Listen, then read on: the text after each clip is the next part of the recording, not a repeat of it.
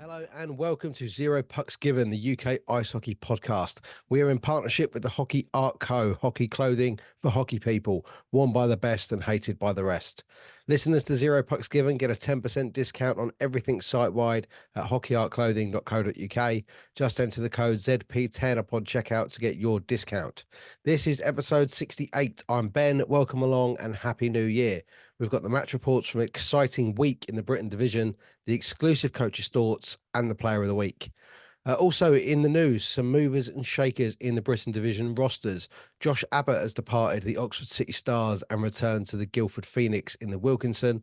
And also Tommy Huggett has announced as departing Invicta Dynamos, and shortly after was announced as signing for Chelmsford Chieftains. A really good signing for the Chieftains there to bolster their attacking lines, as they have been the sufferers of suspensions, as we say, in the first part of the season. We will also have our very quick catch up with Erin this week, who has been spearheading the Adams Angels sort of charity thing to get every single club in the country a catastrophic bleed kit and other sort of first aid things that they may need should that unfortunate occasion ever happen again. So we'll be catching up with Erin very shortly.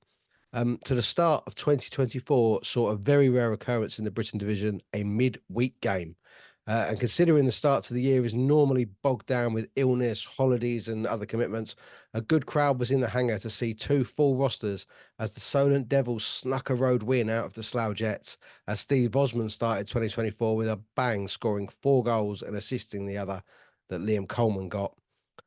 Goals from Smittle, Holliker, and Minter were not enough for the home side as the Devils took a 5-3 win at the hangar. Right then, into the action from the weekend. 6 matches in total, with all but one of the division's teams involved, and we will start on the Saturday, as always, with the early face-off down at Planet Ice in Gosport.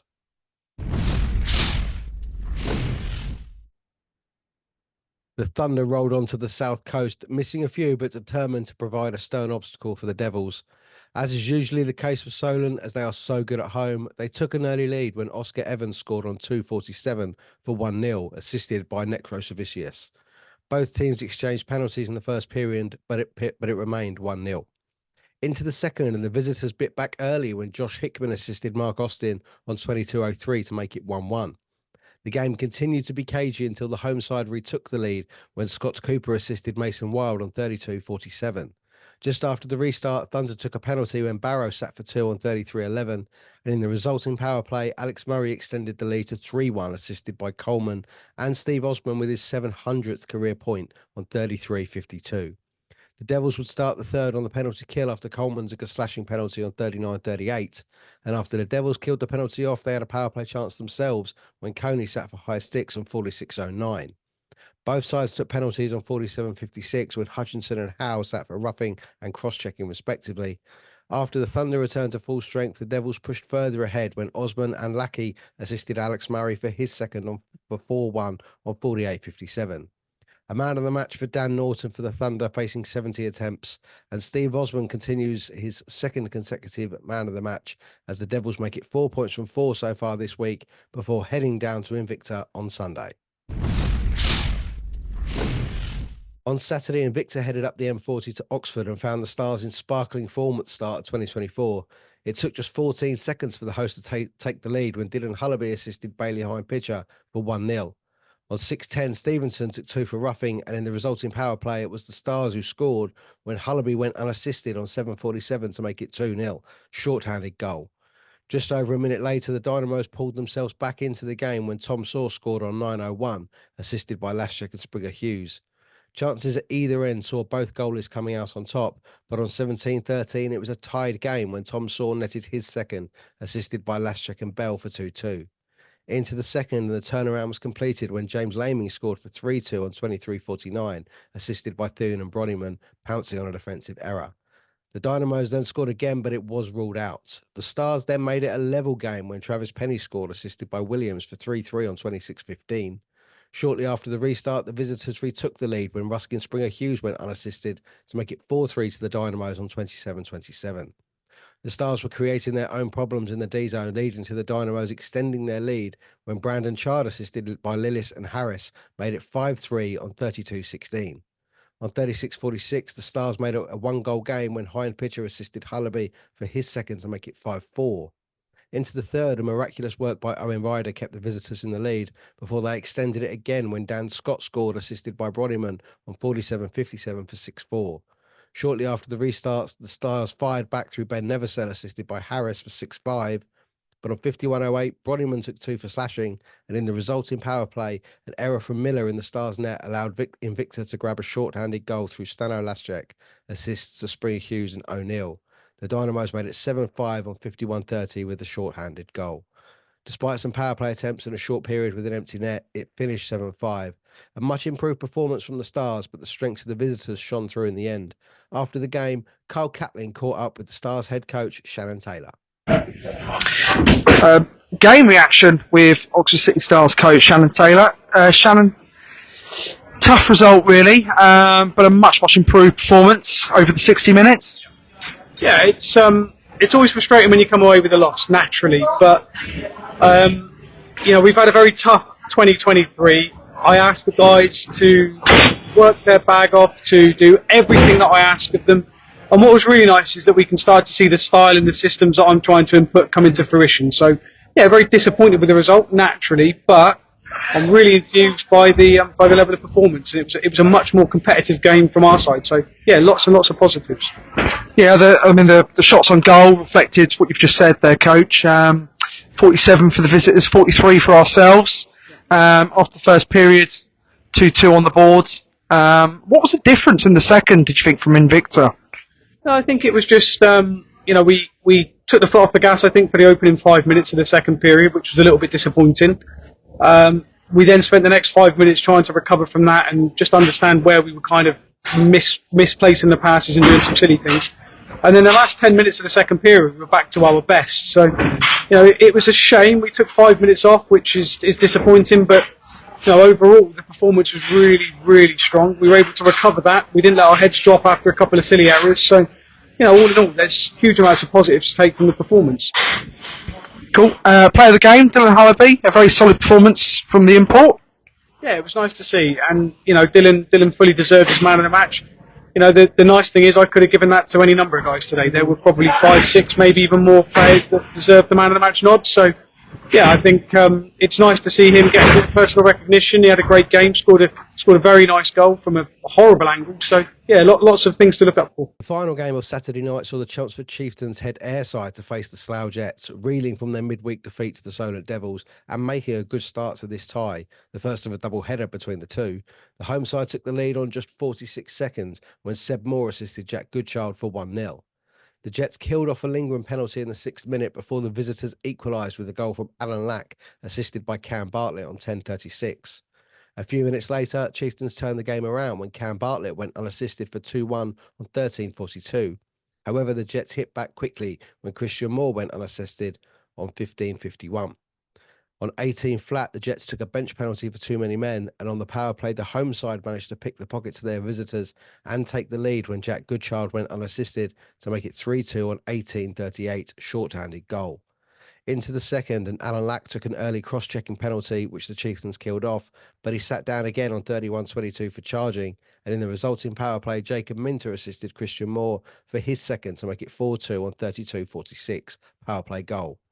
The Chieftains clawed their way back when Lack and Porter assisted Cam Bartlett for his second on 36:27, and despite having a late power play from a Minter delay of game penalty, the visitors couldn't find the leveller.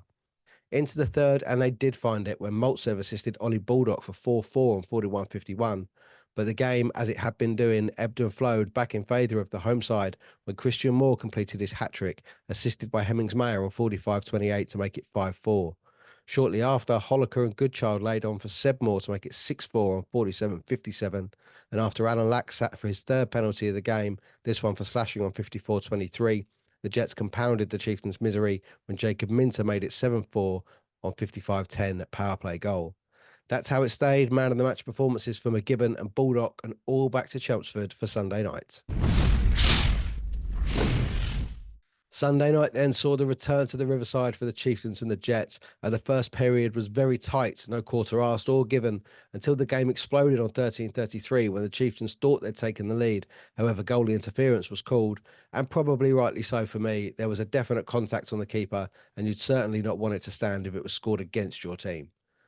However, the Chieftains did take the lead a few minutes later when good work from Baldock and Barnes Garner left the puck rebounding off McGibbon, and Lee Jameson in the slot fired it past the floundering netty for 1-0 on 17:15.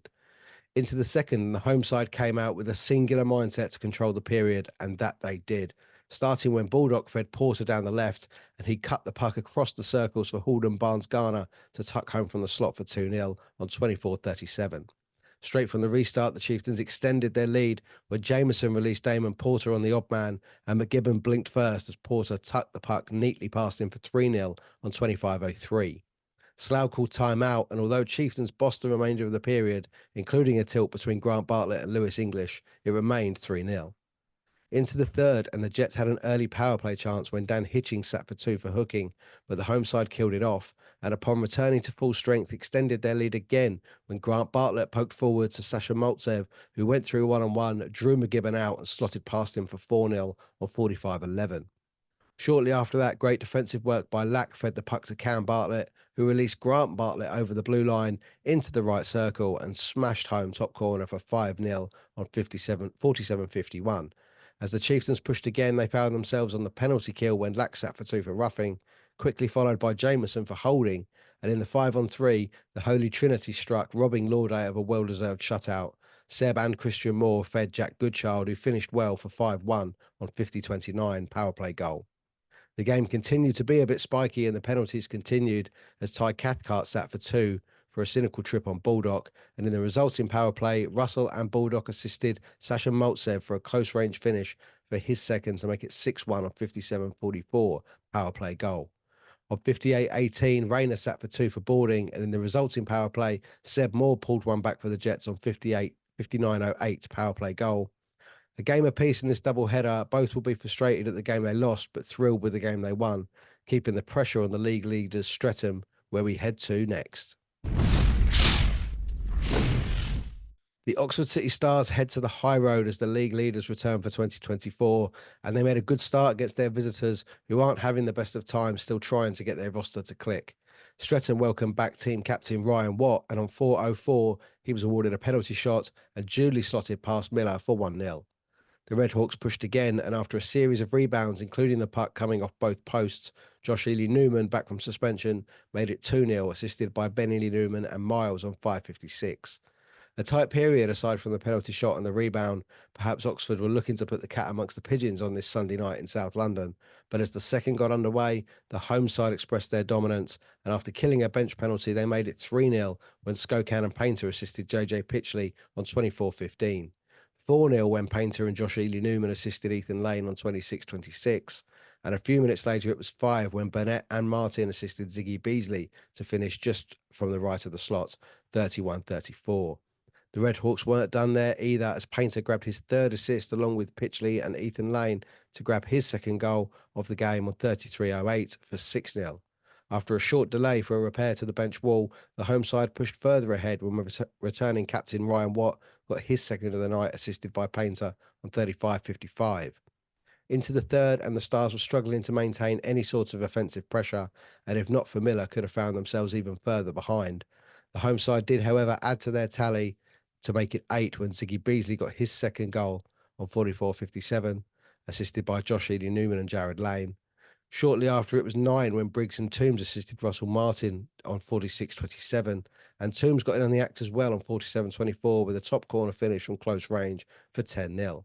As the game was winding to a close, some physical play saw both sides take penalties, but it wasn't until 58:46 when the away side broke Danny Milton's heart when Williams and Bundock assisted Aaron Moody to make it 10-1. Watt and Stevens with the Man of the Match awards. Another double weekend for Oxford, travelling to Slough and hosting the Chieftains as they tried to get some points on the board.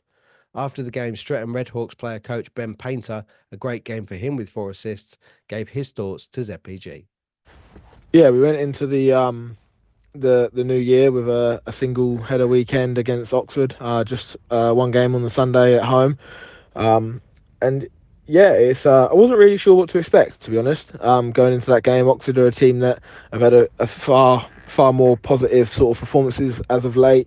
Obviously had a bit of a shake up there with coaching, which sometimes just shakes up the whole team. So yeah, they've had some good performances lately, and you never really know what Oxford team is going to turn up and what you're going to get. So it's difficult to difficult to sort of judge how the game was going to go. I mean, we had nearly 3 weeks off, which is always hard to get your feet back under you and find your game again.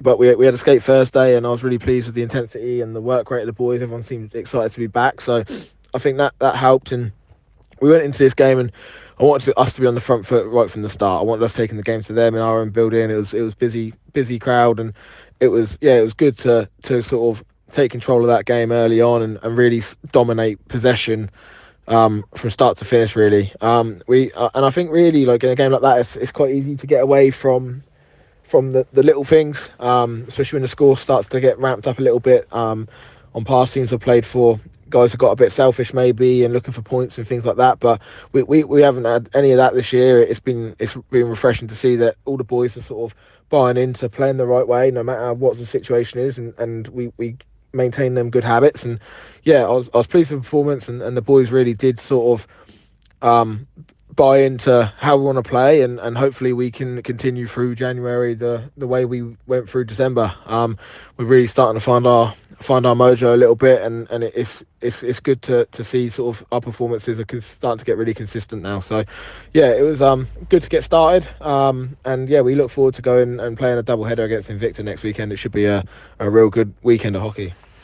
The final game of the weekend was a guaranteed barn burner as the Solent Devils, with 4 from 4 so far this week, headed across to Kent to face the Invicta Dynamos, themselves looking for a winning weekend.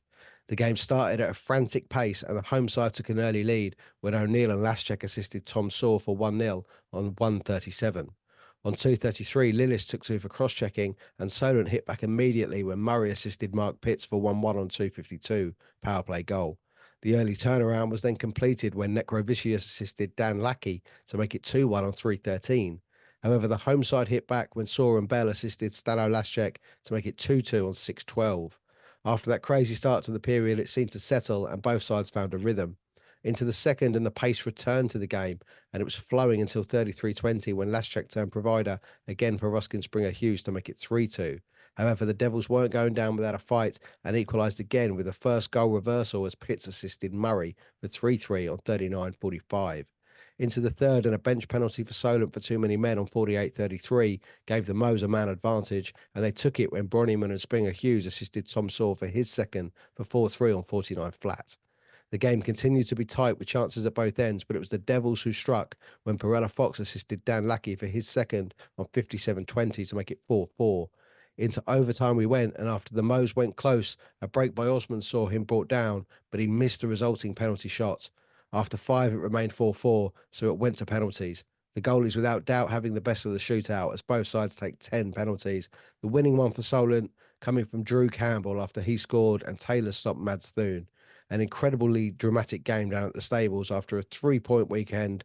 Dynamo's head coach Carl Lennon gave his thoughts to ZPG. So our weekend started in Oxford, fully expecting, I guess, a reaction from them after our last performance there just before Christmas. We were 7-0 victors, shutting them out in their rink, which, of course, I'm sure sat on them nicely over the break. And within 14 seconds, we found out just exactly what the game was gonna be about. They put one on the scoreboard immediately, and a back and forth match basically ensued. We had a pretty slow start in the first period. We went 2-0 down very quickly, and thankfully 2 goals from Sawsey managed to pull that back. And after the first period break, we knew that we could get the result if we just sort of kept our noses in front. And like I said earlier, it was pretty much a back and forth game, pretty scrappy across the board. But I guess with both teams not having games over the Christmas period, that was to be expected. And ultimately we were happy that we managed to get the win and close out that result. Oxford is never an easy place to go to. I think I said before Christmas that we've always historically struggled there, and there were a few hairy moments at the end, but ultimately we managed to get the job done, so I was very happy with that. And on Sunday we faced Solent, a different proposition altogether, a team that we've not had any success with this season so far, and it was most definitely the closest game that we've had with them. We tied 3 periods. That says everything, I guess. And I think ultimately we were a little disappointed that we sort of passed up the leads that we had in the second and third period. And at vital times we could have really seen ourselves as victors, but we just made a few unforced errors that handed Solent the initiative and brought them back into the game. So that ultimately was a frustration. Moving into OT, we were good, I thought. We managed the game quite well. We had more scoring chances than they did in that period. And we just couldn't find that killer touch that would, secure the win for ourselves. So it was a shootout, and my first as a coach to experience, at least. And again, a lot of the players probably their first experience of that in a league fixture, and that's a lottery, right? So we hoped that we could be, the one that got the extra point as a result of that, and we weren't, unfortunately. I think both teams shot 9 or 10 against each netminder, and Solent ended up with the extra point. So, like I said, a disappointment in that way, but I guess 3 points across the weekend we can't be unhappy with. I think that's 16 out of our last 18 points available to us, so we're pretty happy about that. We now dust ourselves down after that loss in the shootout and move forward to next weekend. We've got a very tough weekend ahead of ourselves. We've got Streatham in the cup and in the league across one weekend. So a very difficult proposition. We know that their form has improved over recent weeks. We've been watching from afar. And we expect that they'll come fully prepared and ready to play us after some, I guess, disappointing performances against us in the early season. So, week of good preparation for us, and look forward to getting into the games with them. And I wish you all a happy New Year. And after an incredible 6-point week, 2 road wins, player coach Alex Murray gave his thoughts to ZPG.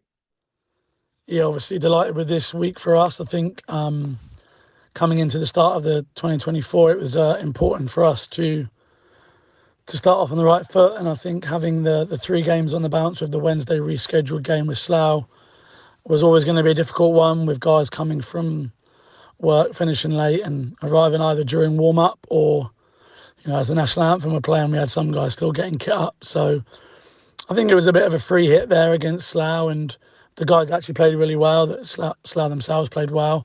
I think Aaron in goal had a great game, and Ozzy popped up with some really important goals. And I think it would be fair. I think Slough would fairly say that we've been pretty even and competitive this year, and we deserve to take at least one. I'd maybe say more myself, but I'm slightly biased. But really happy with that result Wednesday, and then Saturday we took on MK at home, and they came and played really well. They were really positive in their forecheck and really aggressive and physical, and we were missing quite a few guys. We picked up a few injuries from Wednesday, a couple of players unavailable, but that's no excuse. We were well matched for most of that game, and eventually, we got a bit further ahead and held on and took the win there. And then after picking up both of those 2 results, we knew that Sunday was really important in Invicta, and even without 4 of our top 10, 5 of our top 10 in the lineup, the guys showed some great resilience. Lots of players stepped up and had great games. I thought Aaron and Net played absolutely fantastic, and to get us to a shootout, and Drew and Luke, came up with some important shootout goals, and Aaron made a great save at the end there to get us the win. I think that clean sweeps us for Invicta and puts us in a really, really good place now for the league, and it doesn't get any easier. I think our schedule the next month or two sees us playing the likes of Streatham and Chelmsford regularly, and some double headers now will start creeping in. So a real big test for our club. I'm excited to see what it can bring. Wow, what an incredible weekend of league action. And after all of that, we have to pick a player of the week. I guess it can only really be one man. Hi, it's Justin Wong, Kenny Wu from the Muddy Ducks, presenting Zero Pucks Given Britton Division Player of the Week. This week's player of the week, then, an incredible 6-point week, scoring 4 goals, nailing 2 assists, notching up his 700th career point in the process. And despite missing a game-winning penalty shot, this week's player of the week is Solent Devils' Steve Osman. And Mary on my back, all this cash, it made my jeans sag. We gon' hit a trap, see me flex, you wanna beat, man. Baby, I'll be back, I'll be trapping by the seaside. Smoking on exotic, and it therefore ain't no free five. Foot down till I can't look down. Steve Osman, player of the week. Fantastic week for the Solent Devils. Now then, we are going to get to this chat that I've been promising with Erin Rose. We've finally got it done. We tried to sit down video-wise. Technology just was not letting it happen. So unfortunately, if you're on YouTube, you're just going to see a still picture for a little bit. But so pleased to be joined on the podcast by the Raiders physio, Erin Rose, who spearheaded the Adams Angels initiative. How you doing this evening, mate? You all right? I'm all right. How are you? I'm really well. Thank you so much for joining me. We've been trying to get this done. Thanks for having me on. Trying to get this done for a little bit of time, haven't we? So after obviously the tragic death of Adam Johnson up in Sheffield at the end of October, you as obviously as an ice hockey physio would have, I'm sure, sympathised with the people that were there on the night and having to deal with that. So where did did the idea come from that thought? No, it really didn't. So the idea, I was a little bit bored in a hotel room, oddly, in Austria. My son was out on a training camp with NHA. So initially, my idea spurred from a therapy directory. So, I think all medics around the country sympathise with those guys that had to deal with that. It was absolutely shocking. I personally know 2 of the individuals involved. So initially, my main thought was, well, what about those teams that don't have anyone? What do you do? So I started a therapy directory where I started contacting all the teams just to try and get cover, and I put a shout out on therapy pages for guys willing to come and work in British hockey. So we filled quite a few roles within sort of 48 hours. D-side Dragons were one of the first. We managed to get my friend Robin Krebin in there. They know them guys really well. So that got lined up. And then from there, I think I saw a campaign. It might have been from, Bristol. Bristol Pitbulls were doing a campaign for Bleed Kits, I think. So then I came up with this idea of how cool it would be if I could get some for us guys in the National League, because that's the league I work with, Raiders. So I set up a Just Giving page, put a shout out on social media, and the rest was kind of history, really. I had a good friend literally call me within about 4 hours, or she texted me actually saying, look, what do you want? What sort of figure? And I went, well, I don't know. And I just, spun a really spazzy figure out in the air that was quite high, thinking, well, in for a penny, in for a pound, we'll go for it. She then rung me about 4 hours later and said, I've got you your money. And I was quite stunned, really. And then it turned out a lot more than I asked for, to be honest, a hell of a lot more. So that enabled us to do all of the national teams and all of the women. So then I thought, well, we're off on a flying start. Let's see how we can push it. I'd love every team to have a kit. And then the donations kept coming in and the sponsors kept coming in. Lots of people were telling me to name my campaigns, to call it Erin's Angels, because it was my idea, which I initially did. I got a bit of a kickback off one individual saying it wasn't all about me, which I took on board. And I'm like, okay, well, fair enough. I didn't really want to name it or anything to do with Adam because obviously it was still quite raw. So then we came up with Adam's Angels, simply because it's in memory of Adam, and the Angels are the sponsors that have obviously come to the call to help make this mission possible. So the ethos is on game day, Adam and his team of Angels will be on your bench. So that really is how it happened. We've raised enough money now that I think it's going to be about 170 kits. Wow. Are going to be going out. Yeah, we've got another 112 have gone, and then we've got the juniors going out with Team England and Team Scotland. Hockey Station came in and sponsored Team GBs, so they used all the money from their net guards to help with this campaign. So big shout out to them. And then the big sponsors that we had, Rockstone, so Lou Capps, James Potter. We had Stacey Akers, JH Catering, a commercial catering company. Becky Philpott, she's from Legends Bar and Grill, Legends of Eltham. So check them out if you really like your American food. It's amazing. Stevenson's Mercedes, they're clients of mine. So Lou, Connor and Steve. Mike Clancy from Clancy's Goalie Clinic. We had so many coming in, I'm trying to remember. We had a really lovely company, one of the Leeds fans, Nicola Matthews. I wanted to put little like business cards in with each kit with Adam's Angel stuff on it. So they helped print these kit, like, I don't know, cards that have gone out. So we had, I think they've run us off about 400, I think. It was something insane.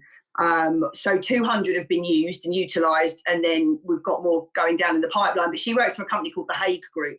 So they're not on social media, so I couldn't really tag them that much. But yeah, that was done by them.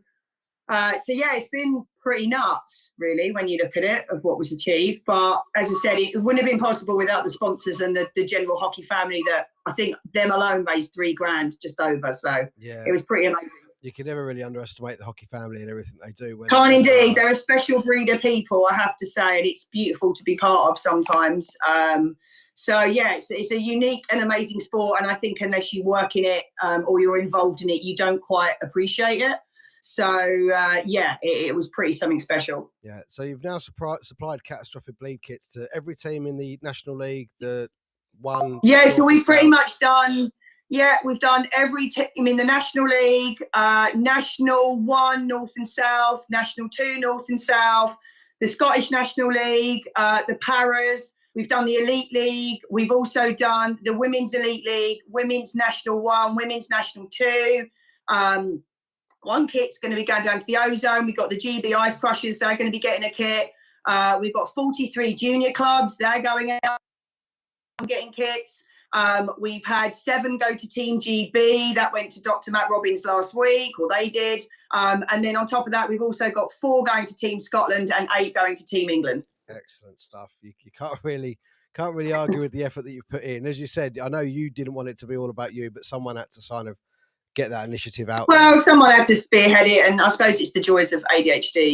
You just once you get your bit between your teeth, you want the mission done. So that's part of my brain work. Well, a massive congratulations to you and for the rest of the team that helped you for getting it done and getting it out there. I'm sure. Yeah, thank you. I'm sure I know everyone appreciates it, and I know they hope they just don't have to use it. No, I really hope no one has to use it, I have to say. But yeah, so the kits are phenomenal. They are public access bleed control kits. We used a charity called the Daniel Baird Foundation, and their supply is called Turtle Defibrillate Tablets. So these guys have been sending these out. I know there was a little bit of something was raised about, obviously, the concerns around them, that they weren't suitable for anyone else but healthcare professionals, but that's absolutely wrong. £5 from every single kit has actually gone to help the Daniel Baird Foundation, and Dr. Lynn Baird is the person that invented these kits. So if people want to research more about them, please check out the Daniel Baird Foundation as well, because we've also been able to support them, and they've been really, really great with our campaign too. Excellent stuff. Well, what we'll do, we'll leave that there, because I just wanted to get this out there about the great work that Adam's Angels has done.